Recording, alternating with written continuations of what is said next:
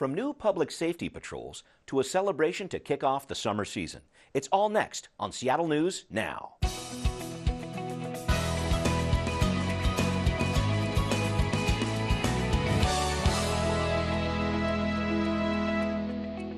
Hello, I'm Brian Callanan. The Seattle Police Department has begun emphasis patrols in 7 neighborhoods in an attempt to reduce crime. Downtown near 3rd and Pine, Pioneer Square, Soto, Georgetown, South Park, Fremont, and Ballard will have additional officers through at least June 1st. Police say reported crimes are down 12% citywide this year, but the neighborhoods involved have seen some increases in criminal activity. The City Council is studying the impacts of these patrols. More are planned for the U District and Alki later this year. A new report from the King County Medical Examiner shows deaths of homeless people have more than doubled in the past 5 years.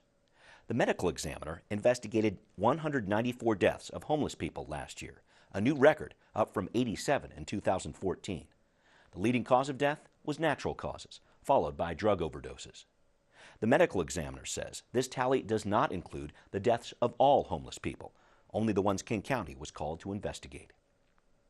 Seattle is set to start a new response unit to deal with non-emergency calls downtown.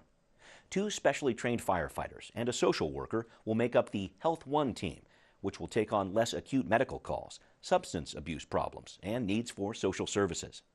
Last year, issues like these made up 42% of the 911 medical calls coming into the fire department. The city is hoping the Health One team, set to launch October 1st, can reduce 911 calls and help first responders focus on emergency work. Seattle Mayor Jenny Durkan is working on a pilot program to bring electric foot scooters to the city. The mayor says her program will focus on safety, fairness and equity for riders, and protection of taxpayers through full indemnification. The mayor has raised concerns about head injuries and other safety issues, but says the city, quote, can get this right. Expect to see this pilot program soon, but service citywide would not be in place for several months. Hugo House is hosting a night of poetry to explore language, culture, community, and personal reflection in an event called Convergence in Verse. The reading features poets from Washington State and across the country. It's a free event, 7 p.m. at Hugo House, May 17th.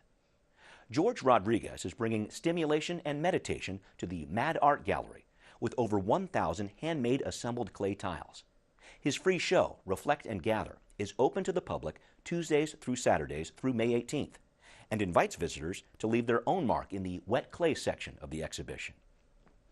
Well, get your sunscreen on and your dancing shoes ready for the 48th Annual Northwest Folklife Festival at Seattle Center. This year, in addition to art, music, and performance, the festival focuses on Youth Rising, a mentorship program for young artists and performers.